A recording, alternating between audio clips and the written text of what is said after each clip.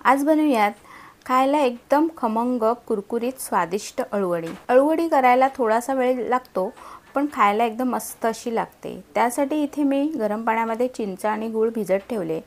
त्यानंतर आलं लसूण मिरची याचं जाडसर वाटण तयार करून घेतलं।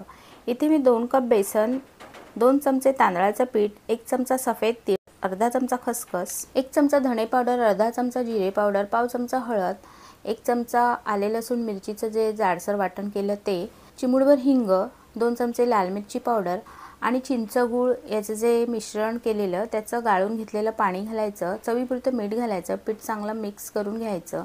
आता इथे अळूवडीसाठी जी पानं वापरायची आहेत त्याच्या देठाचा रंग थोडासा असा काळपट पाहिजे। तेच वडीसाठी आपल्याला पानं घ्यायची। पानं मी स्वच्छ धुवून आणि त्याचे देठ कापून घेतले। आता हे जे शिरा असतात त्या थोड्याशा असं लाटणीवर फिरवून घ्यायची, म्हणजे जेव्हा रोल करतो तेव्हा तो रोल फाटत नाही। आणि हे पान एकमेकांच्या विरुद्ध दिशेने ठेवून प्रत्येक पानाला बेसन लावून घेतलं। आता ह्याचा दोन्हीकडून फोल्ड करून घ्यायचं, तसंच समोरून सुद्धा दोन्ही बाजूनी फोल्ड करायचा आणि असा रोल करत करत न्यायचा। हा रोल करताना पुन्हा शेवटी थोडंसं बेसन लावून घ्यायचं, म्हणजे रोल जेव्हा आपण वाफवतो तेव्हा तो सुटत नाही। अशाच पद्धतीने मी दुसरा सुद्धा रोल करून घेते। आणि आता एका स्टीमरच्या भांड्यामध्ये हे दोन्ही रोल चांगले वाफवून घ्यायचे।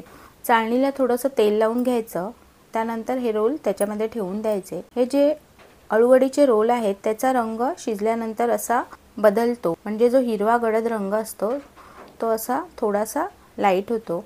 आता हे रोल पूर्णपणे थंड झाल्यानंतरच आपल्याला कट करून घ्यायचे। जसे तुम्हाला आवडतात, एकदम पातळ जाडसर तसे कापून घ्यायचे। इथे मी शॅलो फ्राय करते, डीप फ्राय सुद्धा तुम्ही करू शकता। दोन्ही बाजूनी मस्त असे खमंग खरपूस फ्राय करून घ्यायचे। जर तुम्हाला एकदम कुरकुरीत अळूवडी पाहिजे असेल तर त्याचा डार्क ब्राऊन रंग होईपर्यंत आपल्याला फ्राय करायचे।